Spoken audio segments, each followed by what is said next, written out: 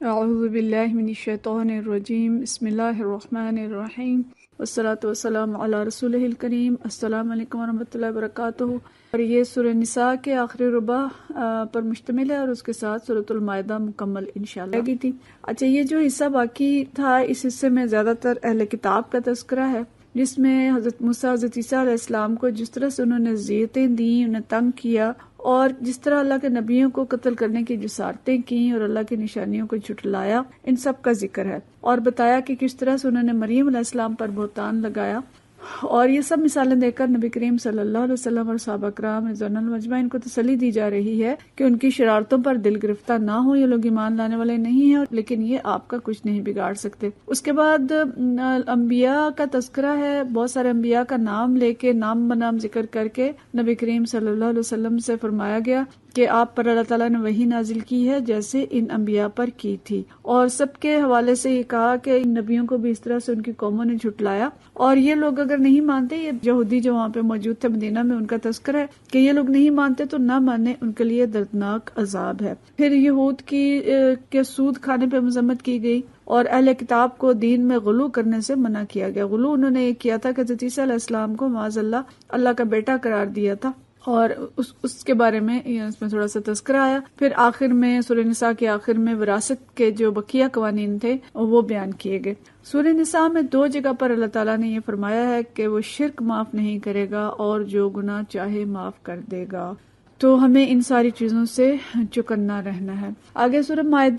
مائدہ کا لفظ جو ہے، یہ حضرت عیسیٰ علیہ السلام کے حواریوں نے جو تقاضا کیا تھا اللہ تعالیٰ سے دعا کریں کہ ہمارے اوپر مائدہ نازل کرے، یہ اس کے بارے میں ہے، یہ کوئی ایسے صورت کا موضوع نہیں ہے۔ اس صورت کا پس منظر اہم ہے۔ یہ صورت 6 ہجری کے آخر میں یا 7 ہجری کے شروع میں نازل ہوئی، اور اس وقت تک صورتحال یہ تھی کہ مدینہ شریف کے ارد گرد جو دشمن قبائل تھے ان کا زور ٹوٹ چکا تھا، اور صلح حدیبیہ کے بعد قریش مکہ کی جانب سے بھی امن تھا، اور یہودی قبائل بھی ایک ایک کر کے شکست کھا چکے تھے، اور یہ مدینہ کی حکومت کے باج گزار بن چکے تھے۔ مدینہ شریف ایک اسلامی ریاست بن چکا تھا، اخلاق، معاشرت، تمدن وغیرہ میں اسلامی تہذیب کا رنگ نمایاں ہو چکا تھا، مساجد بن چکی تھیں، نماز باجماعت کا نظام قائم ہو چکا تھا، نکاح، طلاق، پردہ، وراثت، لین دین کے قوانین جو ہیں بن چکے تھے۔ ہم پچھلی صورتوں میں بھی ان چیزوں کو پڑھ چکے ہیں، اور یہ صورت ان حالات میں نازل ہوئی گویا جب مسلمان ایک مضبوط پوزیشن میں تھے، اور اللہ تعالیٰ نے ان کو اس صورت میں مزید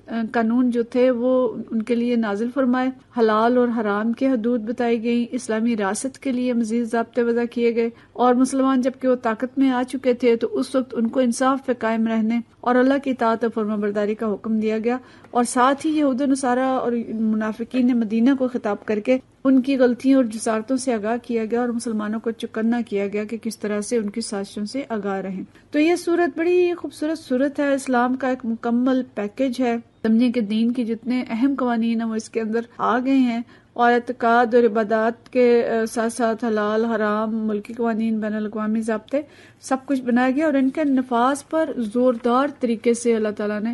سمجھنے کے زور دیا ہے، اور بڑی اہم اور بڑی بعض اوقات بڑی ڈرانے والی آیات جو وہ بھی اس کے اندر موجود ہیں۔ تو سورہ کے شروع میں اللہ تعالیٰ فرماتے ہیں کہ اے لوگوں جو ایمان لائے ہو، بندشوں کی پابندی کرو، اوفوا العقود۔ عقد جو ہے، یہ عقود، یہ گرہ ہوتی ہے، ضابطہ ہوتا ہے۔ بندش اس سے مراد ہوتی ہے جیسے ہم کہتے ہیں عقد نکاح، تو مطلب یہ ہے کہ جو ضابطے، بندشیں، حلال، حرام اور جو بھی اللہ تعالیٰ طے کر رہا ہے ان کی پابندی کرو، اور یہ ضابطے اللہ اور بندے کے درمیان بھی ہیں، انسان اور انسان کے درمیان بھی ہیں، رشتوں کے درمیان ہیں، حکومتوں کے درمیان ہوتے ہیں۔ تو یہ سب شریعت کے احکام ہیں جن کی پابندی کا یہاں پہ حکم دیا گیا، اور وہ تمام عہد جو انسان ایک دوسرے سے کرتے ہیں یا معاہدے کرتے ہیں، سب کی پابندی کا حکم ہے۔ اور یہ اہم بات ہے کہ یہ تمام عقود اور عہد جو ہے وہ ایمان کی بنیاد پر قائم ہے، اور یہ اسلامی قوانین ہے، اور انہی کی تفصیل آگے اس سورہ میں بیان کی گئی ہے، جس کے شروع میں کہا گیا کہ ان کی پابندی کرو۔ تو ابتدا میں حلال اور حرام کے بارے میں اللہ تعالیٰ نے ذکر کیا، احرام کی حالت میں شکار کرنے سے منع کیا، اور اس کے ساتھ ہی اللہ تعالیٰ نے جو حلال اور حرام مویشی ہیں ان کا ایک ضابطہ اور ان کے نام لے کے بتایا، ذبیحہ کے طریقے بتائے، اہل کتاب کا ذبیحہ اور ان کی عورتوں سے نکاح کے بارے میں ضابط کا اعلان کیا، سب کچھ کا ذکر کیا، اور ساتھ ہی کہا کہ آج میں نے تمہارا دین تمہارے لیے مکمل کر دیا ہے. الیوم اکملت لکم دینکم واتممت علیکم نعمتی ورضیت لکم الاسلام دینا، کہ میں نے تمہارے لیے تمہارے دین کو مکمل کر دیا ہے اور اپنی نعمت تم پر تمام کر دی ہے اور اسلام کو تمہارے لیے بطور دین پسند کر لیا ہے. کل بھی ہم نے دیکھا تھا پچھلی آیت میں کہ ان الدین عند اللہ الاسلام، کہ اللہ کے نزدیک دین اسلام ہے. تو یہاں پہ بھی یہ کہا کہ رضیت لکم الاسلام دینا، کہ تمہارے لیے دین اسلام کو پسند کر لی ہے اللہ تعالیٰ نے، اور کہا کہ آج کفار سے نہ ڈرو، مجھ سے ڈرو.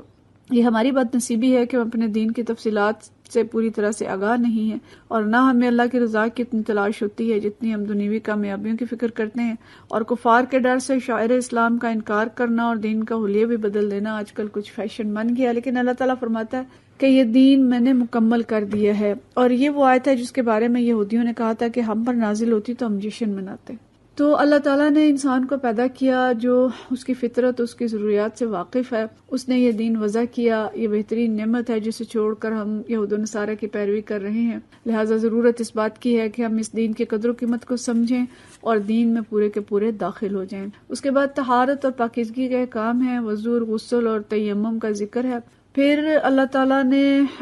جو عہد و پیمان ہم سے لیا، مسلمانوں سے لیا، وہ یہاں پہ یاد کراتا ہے اور کہتا ہے کہ تم نے عہد کیا تھا کہ سمعنا واطعنا، تو جو کچھ سنتے ہو پڑھتے ہو اس پہ عمل کرو. امت مسلمہ کو نظام عدل قائم کرنے کا حکم دیا جا رہا ہے، اور یہ کہ کسی قوم کی دشمنی بھی عدل کرنے سے نہ روکے. دیکھیں یہ اللہ کا بنایا ہوا نظام ہے، بلند ترین دین ہے. یہاں پہ ایسا نہیں ہے کہ اللہ کے ضابطے مسلمانوں کے لیے اور ہوں اور غیر مسلموں کے لیے اور ہوں. اگلے سبق میں اللہ تعالیٰ اہل کتاب کا ذکر کرتا ہے کہ کس طرح انہوں نے اللہ سے کیے ہوئے معاہدے توڑے اور ان پہ انہیں کیا سزائیں ملی، اور یہ بھی کہ وہ کس طرح سے مسلمانوں کے خلاف سازشیں کر رہے ہیں. مسلمانوں کو عہد کی پابندیوں کی طرف دوبارہ متوجہ کیا جا رہا ہے، اور عیسائیوں اور یہودیوں کو بتایا گیا کہ نبی کریم صلی اللہ علیہ وسلم ان کی طرف بھی رسول بن کر آئے ہیں، اور یہ کتاب جو کلام پاک ہے اللہ کی طرف سے نور ہے، روشنی ہے اور سلامتی کے طریقے بتاتی ہے، سبل السلام. اور اسلام سلامتی کا راستہ ہے، اور اسلامی قوانین ظاہر ہے اسلامی قوانین ہی معاشرتی امن اور فلاح کے ضامن ہیں. سلامتی کی راہ ہم نے دنیا کو دکھانی ہے اور دکھانی تھی، لیکن ہم خود اس سلامتی کی راہ سے کتنے واقف ہیں. اگلی آیات میں بنیادی قوانین اور احکام جو انسانی جان اور مال کی حفاظت کے لیے ہیں معاشرے کے اندر وہ بیان کیے گئے ہیں. حضرت آدم کے 2 بیٹوں کی مثال دیکھ کر قصاص کا قانون بیان ہوا. زمین میں فساد کرنے والوں کی سزا، چوری کرنے والوں کے لیے سزا کا ضابطہ یعنی چور کے ہاتھ کاٹنے کی سزا، یہ سب احکامات آئے ہیں. لیکن یہ بات واضح رہے کہ یہ سب احکام ایک پیکج ہیں اسلام کا. ایسا نہیں ہے کہ باقی دین نافذ نہ ہو اور صرف یہ سزائیں نافذ ہو جائیں. جب تک ملک میں ظلم کا دور دورہ ہو، کرپشن ہو، غربت ہو، حق مارے جا رہے ہوں، اور جو سزائیں اس طرح سے نافذ نہیں ہو سکتی. معاشرتی فلاح کا پیکج بھی ساتھ ہی نافذ ہوگا، تب اسلام جو ہے یہ مکمل ہوگا. اس لیے جو اگلی آیات ہے اس میں اسلامی حکومت اور عدالت کا نظام بیان کیا گیا ہے کہ اس کو درست کیا جائے اور اللہ کی ہدایات کے مطابق اس کو جاری و ساری کیا جائے. یہ بہت زوردار آیات ہیں. اللہ تعالیٰ فرماتے ہیں کہ یہودیوں کو تورات دی، انہیں کتاب اللہ کی حفاظت کا ذمہ دار بنایا، عیسیٰ علیہ السلام کو انجیل دی، لیکن ان کی جو قوم تھی انہوں نے تھوڑی قیمت پر اللہ کی آیات کو بیچ ڈالا اور اللہ کے قوانین کو پس پشت ڈال دیا. اور اس کے بیان کے بعد اللہ فرماتے ہیں کہ وَمَن لَّمْ يَحْكُم بِمَا أَنزَلَ اللَّهُ فَأُولَٰئِكَ هُمُ الْكَافِرُونَ، کہ جو لوگ اللہ کے نازل کردہ قانون کے مطابق فیصلے نہیں کرتے وہ کافر ہیں. اور آگے فرمایا کہ وہ فاسق ہیں اور وہ ظالم ہیں، اور فرمایا کہ وَمَا أُولَٰئِكَ بِالْمُؤْمِنِينَ، یہ مومن نہیں ہیں. اور مسلمانوں سے یہ کہا کہ تم لوگوں سے نہ ڈرو، مجھ سے ڈرو اور میری آیات کو تھوڑی قیمت پر نہ بیچ ڈالو. پھر اللہ تعالیٰ نبی کریم صلی اللہ علیہ وسلم کو مخاطب کر کے فرماتا ہے کہ ہم نے آپ کی طرف یہ کتاب نازل کی ہے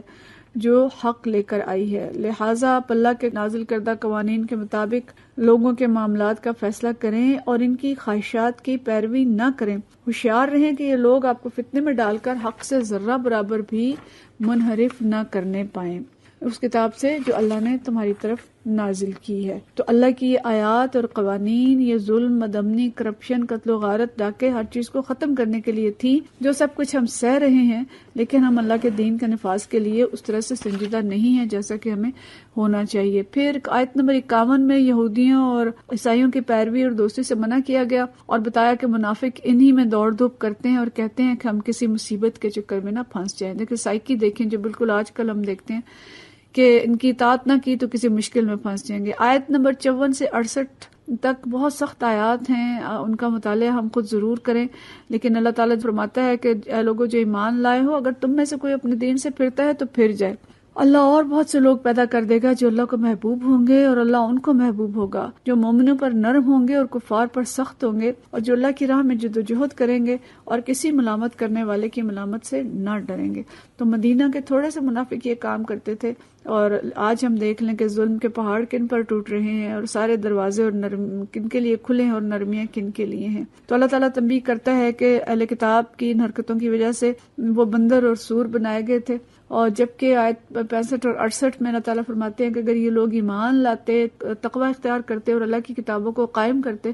تو ان کے اوپر سے رزق برستا اور ان کے نیچے سے ابلتا، یعنی ان کے قوانین نافذ کرتے تو ان کے اوپر اللہ کی رحمتیں جو ہیں وہ اس طرح سے برستی۔ تو گویا پاکستان کے جو آج کے مسائل ہیں، غربت ہے، لوڈ شیڈنگ ہے، غریبوں کی حالت زار ہے، اس سب کا حل بھی یہی ہے کہ اللہ کی طرف پلٹا جائے اور اللہ کے دین اور اس کے قوانین کا نفاذ کیا جائے۔ اس کے بعد پھر اہل کتاب کی سرکشیوں کا طویل تذکرہ ہے، ان پر لعنت کی گئی، اور اس کی وجہ یہ بتائی گئی کہ انہوں نے ایک دوسرے کو برے افعال کرنے سے نہ روکے۔ رکوع نمبر 11 پھر